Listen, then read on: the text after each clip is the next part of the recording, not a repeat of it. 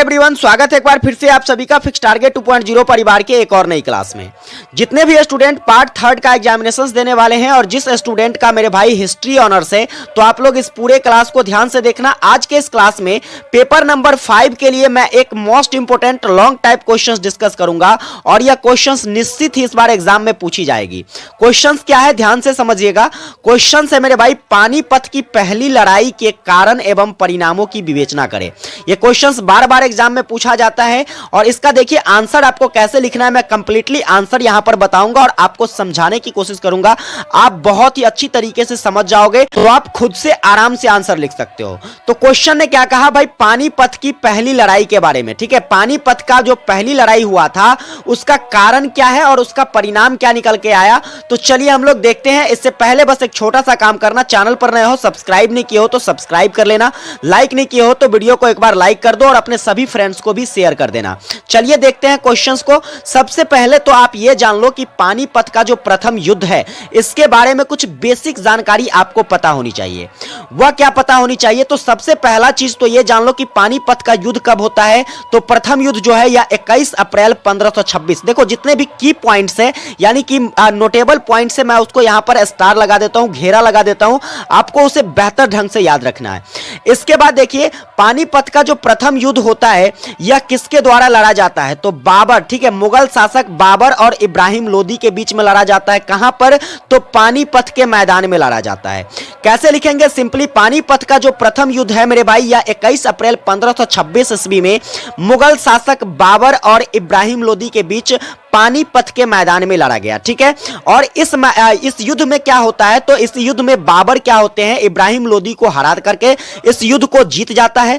इस युद्ध के जीतने के साथ ही क्या होता है, तो भारत में सन 1526 ईस्वी में, कितने ईस्वी में, सन 1526 ईस्वी में भारत में मुगल वंश की स्थापना हो जाती है। अर्थात भारत में मुगल वंश के संस्थापक कौन, तो मेरे भाई याद रखना कौन है, तो बाबर है। इस युद्ध में जो है मेरे भाई क्या होता है, तो बाबर जो है पहली बार बारूद और अग्न्यास्त्रों, इसके बाद तोपों का प्रयोग करते हैं। ठीक है, यह बेसिक परिचय था किसके बारे में, तो पानीपत के प्रथम युद्ध के बारे में। कैसे लिखना है, सिंपली बहुत आराम से लिखेंगे, अच्छे तरीके से समझ जाओ। पानीपत का प्रथम युद्ध 21 अप्रैल 1526 ईस्वी को बाबर और इब्राहिम लोदी के बीच लड़ा जाता है पानीपत के मैदान में। इस युद्ध में क्या होता है, इब्राहिम लोदी को हराकर बाबर इस युद्ध को जीत जाता है। इस युद्ध के जीतने के साथ साथ ही क्या होता है, भारत में 1526 ईस्वी में मुगल वंश की स्थापना होती है। इस युद्ध में पहली बार बाबर के द्वारा बारूद, अग्न्यास्त्रों और तोपों का प्रयोग किया जाता है।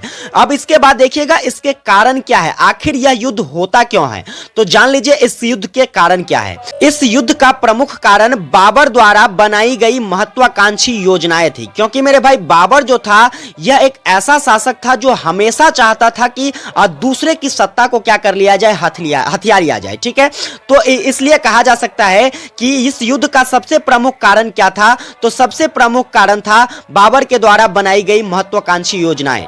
बाबर क्या करता है, तो दिल्ली सल्तनत के लोदी वंश के शासक इब्राहिम लोदी को हरा करके दिल्ली पर क्या करता है, अपना आधिपत्य कायम करना चाहता रहता है। ठीक है, और आखिरतः उसे सफलता भी मिल जाती है। वह दिल्ली के शासक जो इब्राहिम लोदी होते हैं, लोदी वंश के, उसको हरा भी देता है और दिल्ली पर अपना सत्ता भी कायम कर लेता है। इसी दौरान क्या होता है, जब ये रणनीति ही बना रहे होते हैं, तो इसी दौरान 21 अप्रैल 1526 ईस्वी को क्या होता है, बाबर और इब्राहिम लोदी की सेना जो है पानीपत के मैदान में आमने सामने भिड़ जाता है। और जब ये दोनों आमने सामने भिड़ जाता है तो इसके बीच क्या हो जाती है, युद्ध प्रारंभ हो जाता है। क्या प्रारंभ हो जाता है मेरे भाई, युद्ध प्रारंभ हो जाता है। ठीक है, इसके बाद चलिए देखेंगे हम लोग कि पानीपत के युद्ध का परिणाम क्या क्या निकल के आता है। तो सबसे पहला परिणाम तो यह निकल के आता है कि भाई लोदी वंश की समाप्ति हो जाती है दिल्ली सल्तनत से। कहां से, दिल्ली सल्तनत से लोदी वंश की समाप्ति हो जाती है। क्योंकि इस युद्ध में जो है क्या होता है, इस युद्ध में दिल्ली सल्तनत में जो लोदी वंश के शासक होते हैं इब्राहिम लोदी, उसकी क्या हो जाती है, पराजय हो जाती है। और बाबर इस युद्ध को जीतने के बाद ही क्या करता है, तो लोदी वंश के समाप्ति के पश्चात वह दिल्ली में अपना क्या कहते हैं, सत्ता हथिया लेता है, यानी कि अपना सत्ता कायम कर लेता है और दिल्ली में क्या होता है, तो मुगल वंश की स्थापना हो जाती है। इसके बाद क्या, दिल्ली और पंजाब में उसकी सत्ता पूरी तरह से समाप्त हो जाती है। ठीक है, जैसे ही इस युद्ध को, पानीपत के प्रथम युद्ध को हार जाते हैं लोदी वंश के शासक इब्राहिम लोदी, तो क्या होता है कि उनका जो शासन रहता है दिल्ली और पंजाब में, उसकी सत्ता पूर्णतः क्या हो जाती है, तो समाप्त हो जाती है। दूसरा पॉइंट देखिएगा क्या है, मुगल वंश के शासन की स्थापना। ठीक है, अब देखो क्या होता है, तो इस युद्ध के बाद मुगल वंश की भी स्थापना हो जाती है भारत में। पानीपत के युद्ध के साथ ही क्या होता है, तो दिल्ली का साम्राज्य जो है यह बाबर के हाथ में आ जाता है, क्योंकि लोदी को क्या करता है, हरा देता है। और इस प्रकार 1526 ईस्वी में तब क्या होता है, तो बाबर ने मुगल शासन की स्थापना कहां पर कर देता है, तो भारत में कर देता है। और इसके द्वारा क्या होता है, तो भारत को श्रेष्ठ और शक्तिशाली शासक प्राप्त हो जाता है। स्वाभाविक बात है कि क्या कहते हैं, मुगल शासक बाबर जो थे, बाबर बहुत ही शक्तिशाली था। ठीक है, और इसके पास युद्ध संबंधी या फिर राजा होने का पूर्ण गुण था इसके पास। ठीक है, जिसके कारण देश के विकास के लिए नए द्वार खुल जाते हैं। और इन्होंने जैसे ही सत्ता अपनाई तो क्या हुआ, देश के विकास के लिए एक तरीके से उजली किरण जो है चमक उठी।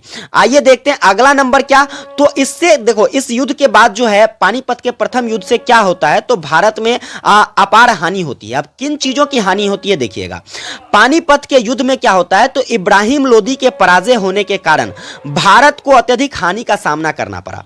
अब ऐसा क्यों करना पड़ा, तो देखिए, बाबर को अपार धन संपत्ति प्राप्ति हुई, क्योंकि जैसे ही यह युद्ध जीतता है बाबर, देखो बाबर जो था एक महत्वाकांक्षी योद्धा था। वह क्या करता था मेरे भाई, कि इस युद्ध को जैसे ही जीता उसने क्या किया, तो यहां से धन संपत्ति को लूटना स्टार्ट किया। बाबर ने अपने जीवन काल में जो भी युद्ध जीता वह सिर्फ और सिर्फ धन संपत्ति लूटने के उद्देश्य से जीता। ठीक है, और धन संपत्ति को वहां से क्या किया, लूट कर कहां ले गया, तो काबुल ले गया। ठीक है, और उसने सैनिकों व काबुल की जनता में बांट दिया। यहां से जो धन लूट कर ले जाते थे वह अपने कहां, किसमें, अपने पास भी नहीं रखते थे, सैनिकों में बांट देते थे, या फिर कहां क्या करते थे उसको, तो काबुल की जनताओं में बांट दिया करते थे। जिससे क्या हुआ, तो भारत में काफी धन की कमी होने लगी। इसके बाद देखिएगा, इस युद्ध के साथ ही क्या होती है, तो राजपूतों को निराशा होती है। अब राजपूतों में कैसी निराशा जगती है, तो समझिएगा, पानीपत के युद्ध से पहले क्या होता है, तो राजपूत राजा दिल्ली पर अधिकार करने का स्वप्न देख रहा होता है। ठीक है, यानी कि उसकी भी लालसाएं रहती है, राजपूत राजाओं की भी लालसाएं रहती है कि मेरा भी आधिपत्य कहां पर कायम हो, दिल्ली में कायम हो, क्योंकि दिल्ली की आर्थिक स्थिति कमजोर थी। लेकिन बाबर द्वारा दिल्ली पर अधिकार कर लेने से इसके परिणाम स्वरूप उनकी इस अभिलाषा पर पानी फिर गया।